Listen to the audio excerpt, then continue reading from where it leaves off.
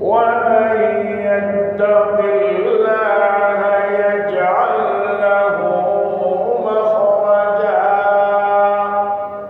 ويرزقه من حيث لا يحتسب ومن يتوكل على الله فهو حسبه إن الله بالغ أمره قد جعل الله لكل شيء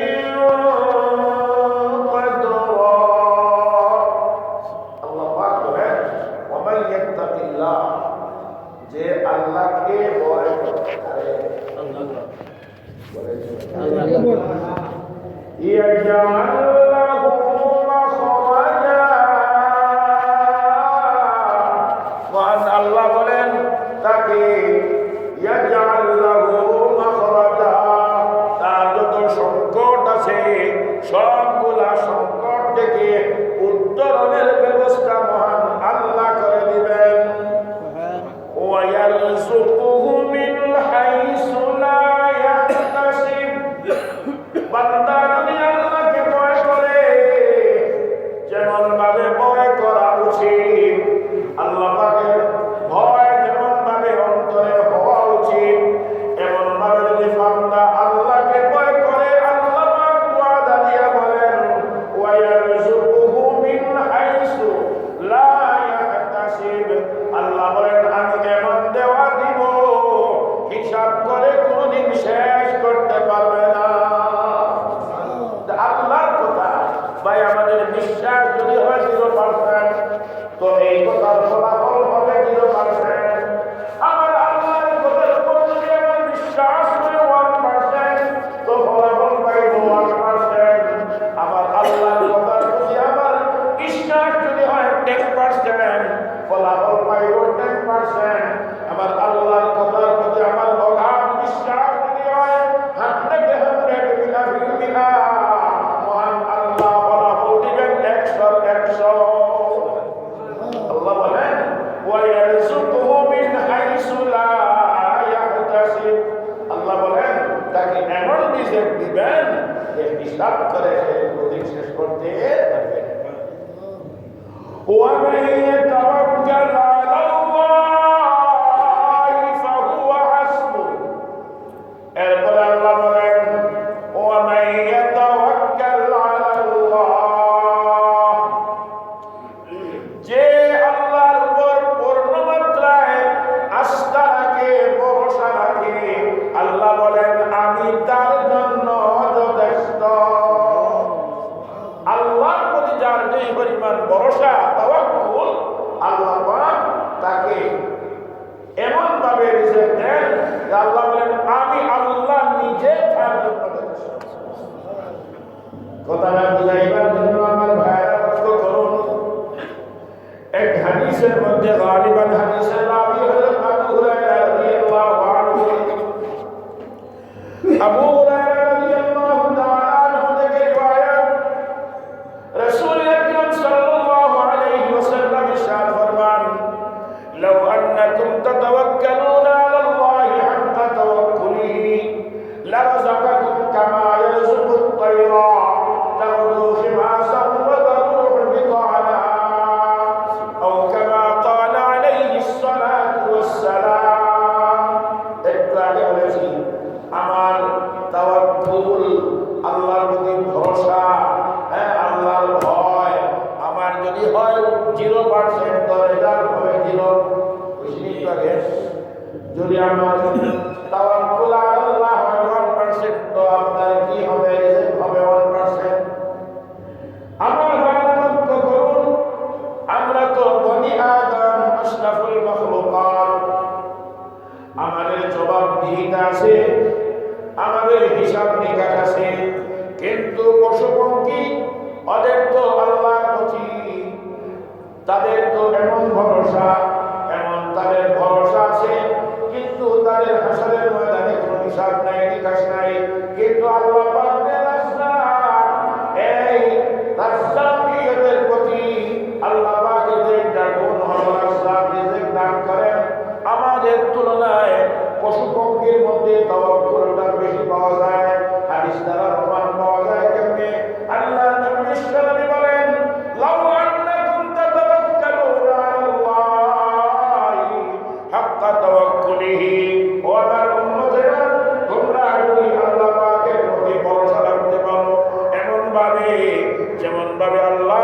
ভরসা রাখা উচিত। এমন ভাবে যদি তোমরা ভরসা রাখতে পারো তাহলে আল্লাহ তোমাদেরকে কেমন ভাবে রিজিক দিবেন, যেমন ভাবে আল্লাহ পাক রব্বুল আলামিন তোমাদেরকে রিজিক দেন কামা ইয়ারযুকুকুম। আল্লাহ পাক তোমাদেরকে যেমন ভাবে রিজিক দেন, লাউ আন্নাকুম তাতাওয়াক্কালুনা আলাল্লাহি হাক্কা তাওয়াক্কুলিহি লারাযাকাকুম কামা ইয়ারযুকুত তায়রা। আমাদেরকে যে আল্লাহ রিজিক দেন, পশু পঙ্খীকে কে রিজিক দেন? কথা বলেন। পশু পঙ্খীকে ওই আল্লাহ রিজিক দেয়া থাকেন। কামা ইয়ারযুকুত তায়রা, যেমন ভাবে তায়ের পরিন্দা পশু পঙ্খী ওদেরকে আল্লাহ রিজিক দেয়া থাকেন। ওয়া মা কায়রা, প্রত্যেকটা পশু পঙ্খীর ব্যাপারে নবী বলেন কামা ইয়ারযুকুত তায়রা তাগদু খিমাসা ওয়া তারুহু বিতানা। সকালবেলা এই যে আপনার পশু পঙ্খী তাদেরও বাসা বাড়ি আছে, তাদেরও ঘর বাড়ি আছে, তারা তাদের ঘর থেকে যখন সকালবেলা খালি পেটে বাহির হয়, বাহির হওয়ার সময় তার মধ্যে ওই অনুভূতি আসে আমার পেট এখন খালি, আমি বাহির হয়ে যাই। মহান আল্লাহর প্রতি এত বিশ্বাস, এত অগাধ তার মহান আল্লাহর প্রতি আস্থা, তাদের আস্থা হলো এই এখন আমার খালি পেট, সকালবেলা খালি পেট, আমার আল্লাহ আমাকে বিকালবেলা আমার ঘরের মধ্যে বড়া পেটে ঢুকাইয়া দিবে। এই জন্য নবী বলেন তাগদু খিমাসা ওয়া তারুহু বিতানা। তারা খালি পেটে ঘর থেকে বাহির হয়, সকালবেলায় বড়া পেটে তারা ঘরের মধ্যে আসে, তাদের মধ্যেও তাওয়াক্কুল আলাল্লাহ আছে। এই জন্য তারা যে পরিমাণ তাওয়াক্কুল করে আল্লাহর প্রতি, আল্লাহ তাদের প্রতি এমন মহামেলা করে থাকেন। আমাদের বেলায় এমন, আমরা যদি আল্লাহ পাক সব কিছুর সমাধান দাতা, নিজের দাতা, সব কিছুর আপনার যত মুসিবত থাকে উদ্ধার করতে ওয়ালা জাত একমাত্র আল্লাহ, এই বিশ্বাস যদি হয় 100% ফলাফল পাইব 100%।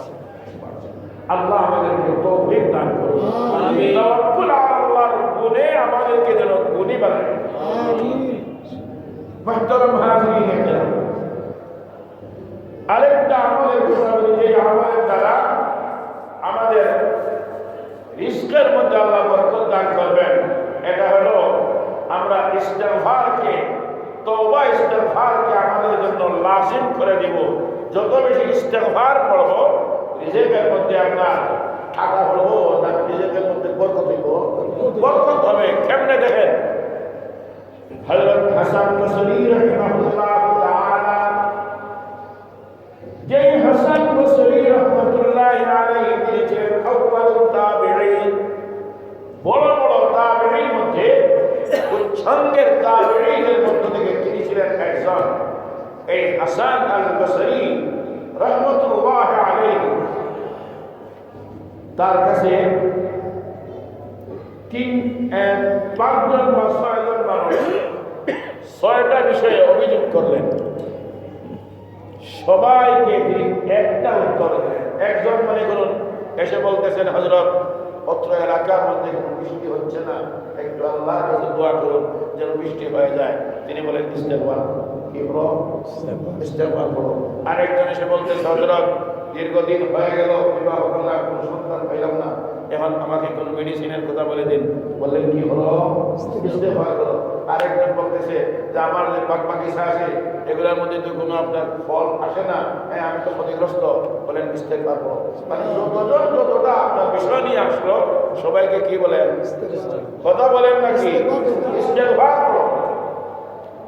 একজন বলল, হযরত আমার তো বুঝে আসলো না, 10 জাতের 10 রোগী আসলো আর মেডিসিন দিলেন 1 জাতের, বিষয় তো বুঝে আসলো না। বলে কেন বুঝে আসবে না, এটা তো আমার কথা নয়, কথা আল্লাহর কথা। সুবহানাল্লাহ।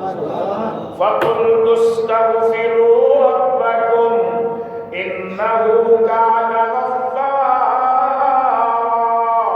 ইউরসিলিস সামাআ আলাইকুম মিদরারা ওয়া ইমদিদকুম বিআমওয়ালিন ওয়া বানিন ওয়া ইয়াজআল লাকুম জান্নাত ওয়া ইয়াজআল লাকুম আনহারা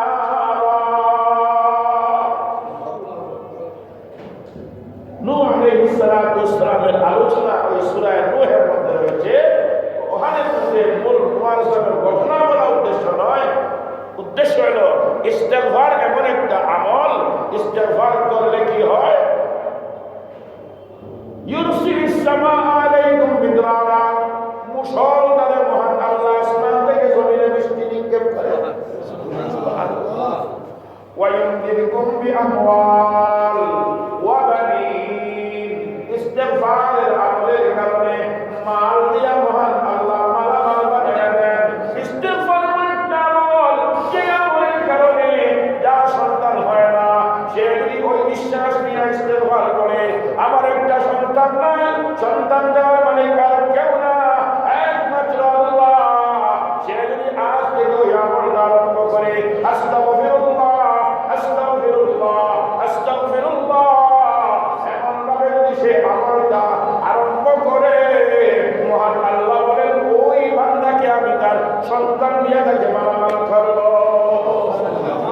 দোস্ত বুজুর্গ, ওয়ায়াজআল লাকুম আনহারা, যে ব্যক্তি মহলের অর্থাৎ যে ব্যক্তি বলেছিল যে আমার বাগ বাগিচা আছে, ফল ফলানি ধরে না, ইস্তেগফারের আমল করবা, সব সমস্যার সমাধান মহান আল্লাহ ইস্তেগফারের মধ্যে রাখছে। এই জন্য নবীজি এক হাদিসের মধ্যে বলেন, মান লাজিমাল ইস্তিগফার, যে ব্যক্তি ইস্তেগফারের আমলকে লাজিম বানিয়ে দিল, মান লাজিমাল ইস্তিগফার জাআলাল্লাহু লাহু মিন কুল্লি যিকিন মাখরাজা ওয়া মিন কুল্লি হাম্মিন ফারাজা ওয়া রাযাকাহু মিন হাইসু লা ইয়াহতাসিব। সুবহানাল্লাহ। আল্লাহ নবী বলেন, যে ব্যক্তি ইস্তেগফারের আমলকে লাজিম বানাইল, ওই ব্যক্তি যত প্রকারের মুসিবতের সম্মুখীন হোক না কেন, যত সংকটের সম্মুখীন হোক না কেন, মহান আল্লাহ এই ইস্তেগফারের বরকতে উত্তরণের ব্যবস্থা আল্লাহ করে দিবে। আর ওয়ারাযাকাহু মিন হাইসু লা ইয়াহতাসিব, যদি সে এই ইস্তেগফারের আমলকে অব্যাহত করতে পারে, অব্যাহত রাখতে পারে, তাকে এমন রিজিক আল্লাহ দান করবেন যে সে গণনা করে শেষ করতে পারে। সুবহানাল্লাহ। একটু আগে বলেছি ভাইরা আমার, ইস্তেগফারের আমলের ক্ষেত্রে বিশ্বাস যদি হয় 0%, তো রেজাল্ট 0। আর যদি আমার আমল হয় 1%, তো ফলাফল হবে 1%। বিশ্বাস যদি হয় 100%, তাহলে এই আমল দ্বারা ফলাফল পাইব কত পার্সেন্ট? 100%। এটা বিশ্বাসের সাথে সম্পৃক্ত। আল্লাহ আমাদের সকলকে ইস্তেগফারের আমলি হওয়ার তৌফিক দান করুন। আমিন। এই দুইটা আমলের কথা বললাম। 3 নম্বর আরেকটা আমল, এই আমলের মধ্যে আমরা অধিকাংশ দুর্বল। আগেই বলে দিলাম কি দুর্বল, হাদিসটা আগে বলুন। قال النبي صلى الله عليه وسلم من أحب أن يبسط له في رزقه أو ينسأ له في أثره فليصل رحمه أو كما قال عليه الصلاة والسلام। হাদিসের তরজমা পরে আগে বিষয়টা বলি। আত্মীয়তার সম্পর্কের ক্ষেত্রে আমাদের মধ্যে অনেক অনেক দুর্বলতা রয়েছে। ভাই ভাইয়ের সঙ্গে কথা বলে না, আছে না নাই? বোন বোনের সঙ্গে কথা বলে না, প্রতিবেশীর সঙ্গে কথা বলা বন্ধ, এমন ভাবে মা বাবার সঙ্গেও মিল নাই, এমন ভাবে কলিগের সঙ্গে কলিগের কোনো মিল নাই, এমন ভাবে একজন হুজুর আরেকজনকে দেখতে পারে না, হিংসায় ভর্তি। এরকম ভাবে আপনার অহরহ আমাদের মধ্যে অমিল এবং আলাপচারিতা বন্ধ, যোগাযোগ বন্ধ, সব বিচ্ছিন্ন, এমন বিমারি আমরা আসিনি না নাই? কথা দিকে বলেন না আল্লাহ নবী বিশ্বনবী বলেন যে কেউ এই কথা চায় তার মান আহাব্বা আন ইউবসাতা লাহু ফি রিজকিহি তার রিজকটা প্রশস্ত হোক যে ওটা চায় আমরা চাইনি সবে চাই না সবে চাই না সবে বলে চাই তো আল্লাহ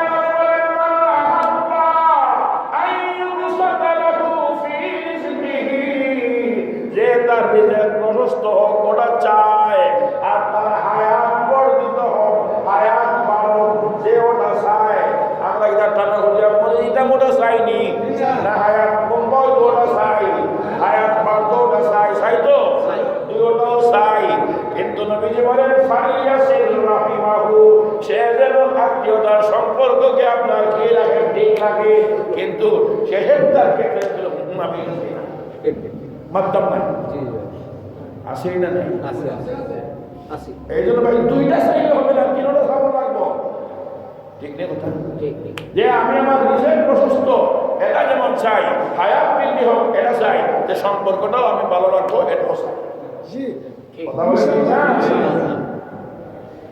আর যদি এই সম্পর্ক ছিন্ন করা অবস্থায় আমি মারা যাই আপনি মারা যান আল্লাহ বিশ্বনবী আরেকটা হাদিসের শেষ অংশে বলেন এমন অবস্থায় যদি কেউ মারা যায় 3 দিন বা এর চেয়ে বেশি সময় অতিবাহিত হয়ে গেছে একজন আরেকজনের সঙ্গে কথা বলা বন্ধ মাতে না আসেনি না নাই আল্লাহ নবী ফরমান ফাহুয়া ফিন্নার সে জাহান্নামী বাড়িতে নাউযুবিল্লাহ ফাহুয়া ফিন্নার যে এই কথার উপর যদি আমার বিশ্বাস থাকে না তাহলে আমার হালত পর্যায়ে হবে একমাত্র আল্লাহই ভালো জানেন আর বিশ্বাস থাকে বলে রে ভাই আর তোমার সঙ্গে কথা বলা বন্ধ রাখা যাবে না আমি কোরআন আর হাদিস অনুসন্ধান করে পেয়েছি যে একজন মুসলিম আরেকজনের সঙ্গে কথা বলা বন্ধ রাখবে এটা কাম্য নয় এটা মানা যায় না অতএব এখন থেকে আমাদের এই আপনার বিচ্ছিন্নতার অবস্থাকে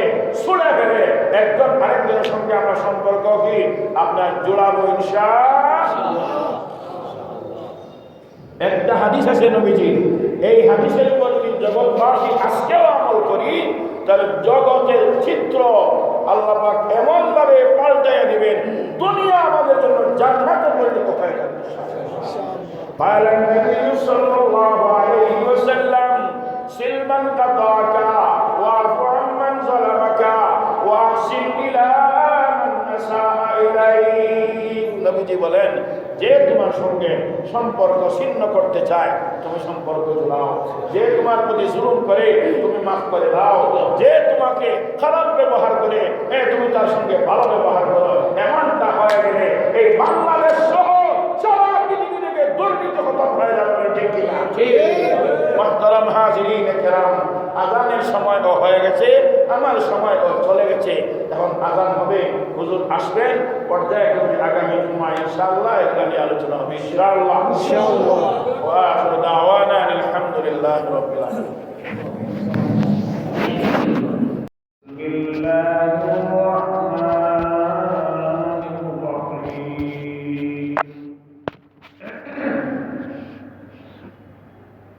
ওয়া মা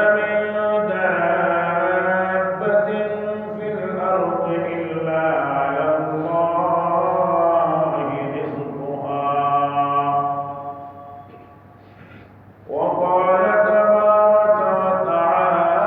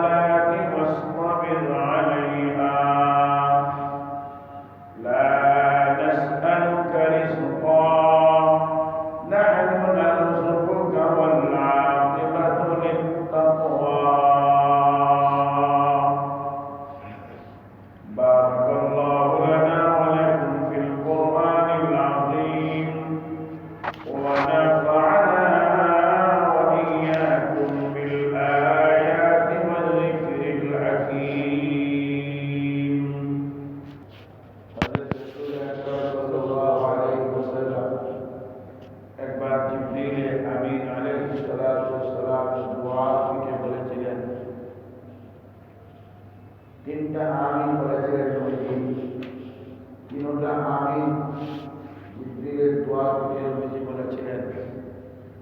তিনটা মূলত দোয়া ছিল, আর দোয়ার পিঠে নবীজি আমিন বলছেন। যেই নবী রহমতের নবী, বরকতের নবী, উম্মতের কান্ডারি, ওই নবী যদি কারো ব্যাপারে দোয়া করেন, আপনার দোয়ার পিঠে আমিন বলেন, এটা এর মধ্যে একটা দোয়া ছিল, তিনটা দোয়া, একটা দোয়া ছিল জিবরিল আমিন বলেছিলেন, যারা রমজান মাস পাইল আর তার গুনাহকে মাফ করাইতে পারল না, সে ধ্বংস হয়ে যাবে। তখন নবী করিম সাল্লাল্লাহু আলাইহি ওয়াসাল্লাম বলেছিলেন আমিন। এবার বলুন তো দেখি, রমজান আসবে, রমজান যাবে, বরস ঘুরে রমজান আসবে, রমজান যাবে, কিন্তু আমার যদি গুনাহ আমার উম্মাহ থেকে মুছে না যায়, তো আমার কি হবে? যেমন ভাবে আপনার হাদিসের মধ্যে আছে লাইলাতুল কদরের ব্যাপারে, যে মানুষ লাইলাতুল কদরের সমস্ত ফজিলত থেকে বঞ্চিত, সে সব কল্যাণ থেকে বঞ্চিত। মান হুরিমা, তো রমজান আসছে, রমজান যাবে, কিন্তু আমার মধ্যে যদি গুনাহ যায় না, মুসলমান হয় না, তো আমার কি হবে? অতএব আমাদের চিন্তার বিষয় হলো যে আমরা এমন ভাবে যেন চলি, আমাদের রুটিনটাকে এমন ভাবে আমরা বানাই যে রুটিনের মাধ্যমে দৈনন্দিন 24 ঘন্টা সময়ের মধ্যে একটা সেকেন্ড যেন বেকার না যায়, ভালো কোনো কাজে যেন সময়কে আমরা পার করতে পারি।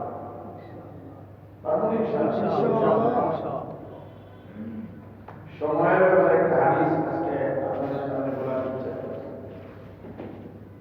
ইমাম নববী রাহমাতুল্লাহ আলাইহি তার একটা কিতাবের মধ্যে জমুল জওয়াবের মধ্যে নবীজির একটা হাদিস আছে। কি সেই হাদিস? প্রত্যেক দিন সূর্য উদয় হওয়া থেকে অস্ত যাওয়া পর্যন্ত দিন আমাদেরকে সম্পূর্ণ করে একটা ঘোষণা দেয়, যদিও কথা শুনতে তার কথা শুনতে না পাইলে কি হবে? নবীজি থেকে কথা পাইল। নবীজি কি বলেন? প্রত্যেক দিন আমাদেরকে সম্পূর্ণ করে বলে, হে দুনিয়ার মানুষেরা, আমার মধ্যে যা করার, ভালো কিছু করার থাকলে করিয়া নেও, আমি তোমাদের কার জন্য অপেক্ষায় রইলাম। আমার মধ্যে যা করার করিয়া নেও, আমি তোমাদের মধ্যে বেশিক্ষণ থাকবো না। আমি বলো নিষ্ঠুর, আমি কার জন্য অপেক্ষা করি না। ধনীর জন্য আমার কোনো অপেক্ষা নাই, গরিবের জন্য আমার অপেক্ষা নাই, মুসাফিরের জন্য আমার কোনো অপেক্ষা নাই, মুসলিমের জন্য অপেক্ষা নাই, সুস্থ অসুস্থ কার জন্য আমার কি নাই, কোনো অপেক্ষা নাই। আমি বড় নিষ্ঠুর। তবে এই দুনিয়ার মানুষেরা শুনে রাখো, আমার কি, আমার মধ্যে যারা এই সময়টাকে যারা কাজে লাগাইবে, এরা বেকার হবে না, বঞ্চিত হবে না। আমার মধ্যে সময়কে কাজে লাগানোর জন্য সে দুনিয়া আখিরাতে সফল হবে। অতএব বুজুর্গ, আমাদের সকলকে, প্রথমত আমাকে, আমাদের সকলকে আল্লাহ পাক যেন প্রতিটা মুহূর্তকে কাজে লাগানোর তৌফিক দান করেন। সামনে রমজান মুবারক, আমরা ঘুমানোর টাইম বলেন, তিলাওয়াতের টাইম বলেন, নামাজের টাইম, জরুরতের টাইম, বাজার আহমাদাত ইত্যাদি সবগুলা নতুন করে একটা রুটিন করবো। আর এই রুটিন অনুযায়ী আমরা চলবো। তবে রুটিনের মধ্যে আমরা যেন বাহিরের রুটিনটাকে সংক্ষেপ করি, আর নিজের ঘরে বসে বসে সারাক্ষণ যেন আমরা নফল বন্দেগীর মধ্যে কাটাতে পারি। ফরজ নামাজ ইমামদের সাথে তাকবীরে উলা সহ আদায় এবং তারাবির সালাত জামাতের সাথে আদায়ের তৌফিক আল্লাহ যেন সকলকে নসিব করেন। আমিন। মুহতারাম হাজিরিন কিরাম, আল্লাহ পাক আমাদেরকে দুনিয়াতে পাঠাইছেন। আমরা দুনিয়াতে আসার আগে মহান আল্লাহ আমাদের যাবতীয় প্রয়োজনের আয়োজন আল্লাহ পাক করে দিয়েছেন। আর আমাদেরকে বলছেন, আমরা যদি এই দুনিয়ার যে জীবন, এই জীবনটা যদি আমরা আল্লাহর চাহাত মতো, রাসূলের চাহাত মতো আমরা যদি এই জীবনটাকে কাটাইতে পারি, তাহলে আমাদের জন্য আল্লাহ পাক রব্বুল আলামিন যে জান্নাত রাখছেন, এই জান্নাত আমাদের অপেক্ষায় রয়েছে। আর যদি আমরা এই দুনিয়ার জীবনকে ভালো করে কাজে লাগাইতে না পারি, তাহলে আমার ইহকালও ধ্বংস হইব, পরকালও ধ্বংস হয়ে যাবে। তাই আসুন, আজকে আমরা আমাদের দুনিয়ার এই জীবনকে সুন্দর করে সাজানোর জন্য আল্লাহ পাক আমাদেরকে হিম্মত নসিব করেন, তৌফিক দান করেন। সকলে বলি আমিন। আমি একটা আয়াত শুরুতে তেলাওয়াত মধ্যে আমি একাধিক আয়াত তেলাওয়াত করেছি। আমরা এই আয়াতগুলোকে সামনে রেখে কিছু আলোচনা শুনবো। আল্লাহ পাক আমাদেরকে বরকত দান করেন। ওয়া মিন দাব্বাতিন ফিল আরদি ইল্লা আল্লাহু রিজকুহা। জমিনের মধ্যে বিচরণশীল যত প্রাণী আছে, বলেন তো দেখি সবগুলা প্রাণীর নিজেদের জিম্মাদার কে? আল্লাহ। আরো বলেন আল্লাহ। আল্লাহ বলেন, ওয়া মা মিন দাব্বাতিন ফিল আরদি ইল্লা আলাল্লাহি রিজকুহা। জমিনের মধ্যে বিচরণশীল যত প্রাণী আছে, সবগুলা নিজেদের জিম্মাদার আল্লাহ। আল্লাহ পাক যে আমাদের নিজেদের জিম্মাদার হয়ে যান, তো আমাদের কোনো টেনশন নেই, আসেনি না। আমরা তো মনে করি শুধু খাওয়া দাওয়া ওটাই রিজেক, আসলে কিন্তু এটা রিজেক তো ঠিক, এর ভিতরে রিজেক শুধু এর ভিতরে সীমাবদ্ধ নয়। আল্লাহ তাআলা যত কিছু আমাদেরকে দান করেছেন, খাওয়া দাওয়া ছাড়াও আর অনেক কিছু আল্লাহ আমাদেরকে দান করেন নাই। তাফসীরের কিতাবের মধ্যে আছে, নিজের বিবিও, নিজের সন্তানও, ওগুলো আল্লাহর দ্বারা আমাদের মধ্যে দিয়েছেন। সুবহানাল্লাহ। আল্লাহ প্রদত্ত যত রিজেক আমরা প্রাপ্ত হয়েছে, আল্লাহ পাক আমাদেরকে দিয়েছেন। এই আল্লাহ প্রদত্ত যত রিজেক আছে, ধন দৌলত সহ লাগাইয়া, সন্তানাদি লাগাইয়া যা আছে, সমস্ত আল্লাহ প্রদত্ত রিজেকের মধ্যে যদি আল্লাহ পাক বারাকা দান করেন, বরকত দেন, তাহলে এই বরকতওয়ালা মাল আর বরকতওয়ালা আওলাদ, এটা আমাদের জন্য দুনিয়া আখিরাতে আমাদের উজ্জ্বল হবে, দুনিয়া আখিরাত সফল হবে। এই জন্য আল্লাহ প্রদত্ত যত রিজেক আমাদেরকে আল্লাহ দান করছেন, রিজেক অন্বেষণের ক্ষেত্রে এবং এই রিজেককে কাজে লাগানোর জন্য আল্লাহ পাক আমাদের এই রিজেক যেন আমাদের জন্য দীর্ঘস্থায়ী হয়, এগুলা যেন কাজে লাগে। এই জন্য এগুলা পাওয়ার পরেও আমরা কিছু আমলের মধ্যে সব সময় জমিয়ে থাকতে হবে, আমলের মধ্যে জুড়ে থাকতে হবে। তাহলে রিজেকের মধ্যে বরকত দিবেন কে? আল্লাহ। জুড়ে বলেন কে? আল্লাহ। আমরা রিজেকের বরকত নিয়ে সামান্য একটু আলোচনা শুনি। আমরা তো বরকত বরকত বলি, যে গত কয়েকদিন আগে আমাদের খতিব সাহেব হুজুর আলোচনা করছেন। যেমন দুইজন মানুষ একই পদে চাকরি করে, একজনের বেতন ধরেন 30,000, ডাইরেক্ট হালাল রুজি 30,000, আর আরেকজনের ঘুষ সহ 1 লাখ। তাহলে আপনার একজনের বেতন 30 আর আরেকজনের আপনার ঘুষ সহ আপনার 1 লাখ। 30,000 লোকে আরো 70,000 কিতা আছে, ঘুষ আছে। কিন্তু যেই ব্যক্তি 30,000 টাকা বেতন পায়, তার দেখা যায় ওই 30,000-এ তার মাস যাওয়ার পরেও এক্সেস তাক না তাক সে ঋণ নাই, সে কি নয়, ঋণগ্রস্ত নয়। আর যে ব্যক্তি 1 লক্ষ টাকা মাসে ইনকাম করলো, দেখা যায় তার মাস শেষে আরো আপনার 50,000 টাকা ঋণ, দেখা যায় তার রোগ বালা মুসিবত অ্যাক্সিডেন্ট ইত্যাদি ইত্যাদি সব মিলাইয়া দেখা যায় প্রতি মাসে তার ভর্তুকি। তাহলে বলেন দেখতে লাগে ওই ব্যক্তি 1 লক্ষ টাকা ইনকাম করছেন মাস, আর ওই ব্যক্তি 30,000। কিন্তু যারা 30,000 ওয়ালা ব্যক্তি, তার এক্সেস তাক না তাক সে আপনার স্বাভাবিকভাবে চলতেছে, তার কোনো কি নাই, তার কোনো ঋণ নাই, তার কোনো আপনার বিভিন্ন কোনো ঝামেলাও নাই। এই বরকত কে দিছে? আল্লাহ। কম পয়সার মধ্যে বরকত কে দিছে? এই জন্য দোস্ত বুজুর্গ, বারাকা বিভিন্ন লাইনে হয়। হয়তো আপনার টাকা বেশি আল্লাহ পাক দিছেন, এই টাকা বেশি, মাল সামানা বেশি, সন্তানাদি বেশি, এই বেশি দেওয়ার পরেও যারা এগুলাকে কাজে লাগাইতে পারে, নূর তাআলা নূর। আর যদি দেখা যায় একজন মানুষের একটা সন্তান মাত্র, কিন্তু ওই সন্তানের মধ্যে আল্লাহ পাক এমন যোগ্যতা দিয়েছে যে আরেকজন 10টা সন্তান হলেও যা পারে না, দেখাই কথা দেখা করে এটা আল্লাহ পাক প্রদত্ত বরকত। আল্লাহ পাক রব্বুল আলামিন আমাদের সবাইকে ইলম আমলের মধ্যে বারাকা দান করুন, আমিন। কারণ রিজিকের মধ্যে যেরকম ভাবে বারাকাতের প্রশ্ন আসে, ইলম আমলের মধ্যে এরকম ভাবে বারাকা আসে।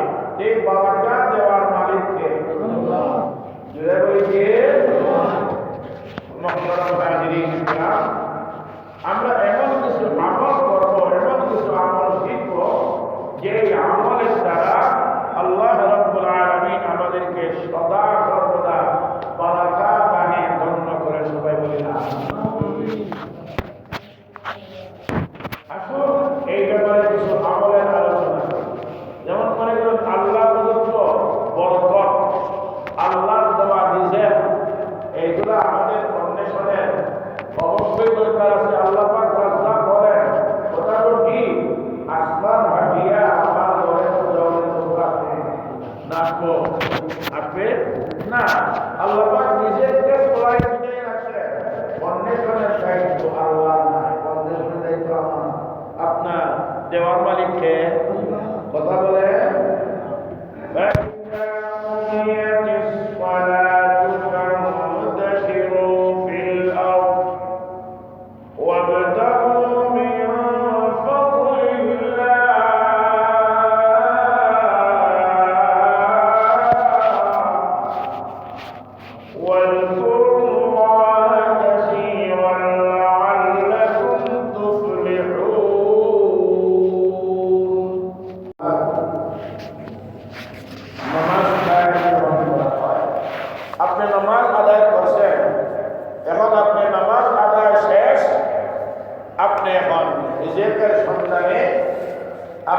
জমিনের মধ্যে আপনি অন্বেষণে বাহির হয়ে যাবেন। আল্লাহ বলেন ফান্তাশিরু ফিল আরদ, জমিনের মধ্যে ছড়াইয়া ছিটাইয়া পড়ো, ওয়াবতাগু মিন ফাজলিল্লাহ, আর আল্লাহ পাকের ফজল করম অনুগ্রহ এগুলোর তল্লাশে বাহির হয়ে যাও। কারণ নিয়ামত আল্লাহ পাকের পক্ষ থেকে, এগুলো ফজল করম, অতএব এইগুলা অন্বেষণের জন্য জমিনের মধ্যে তুমি কি হয়ে যাও, বাহির হয়ে যাও। বলছেন নি যে নামাজ আদায় করে করে বসিয়া থাকো না, রিজেক্ট করার জন্য 12বার অর্ডার আসেনি না, কথা বলেন আছে না নাই? তো যার দুষ্ট বুজুর্গ কোরআনে কারীমের মধ্যে আরো বহু আয়াত রয়েছে যে রিজেক্ট অন্বেষণ আপনি করবেন, রিজেক্ট দিবেন কে? তো দুষ্ট বুজুর্গ রিজেক্ট অন্বেষণের জিম্মাদারি আল্লাহ বান্দাকে দিয়েছেন, আর এর মধ্যে আল্লাহ পাক রব্বুল আলামিন নিজে এগুলাকে তার গাইড থেকে আমাদেরকে দান করবেন। কথাটা বুঝাইবার জন্য সহজ একটা উদাহরণ, আমরা যে জমিনের মধ্যে খেত করি কি করি না, আমাদের জমিনের মধ্যে হাল চাষ করতে হয়, পয়সা দিতে হয়, এরপরে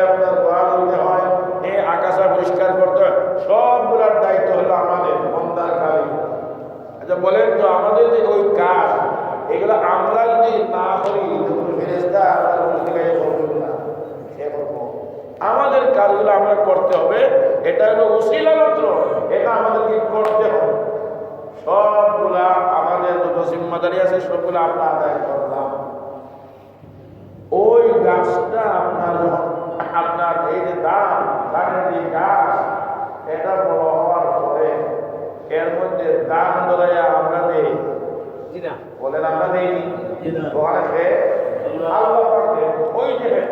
ওই জায়গার মধ্যে আমাদের কাজ হইল আগে আমরা তালাশ করবো, আমরা চেষ্টা তদবির করবো, ফল ধরাইয়া দেবেন কে?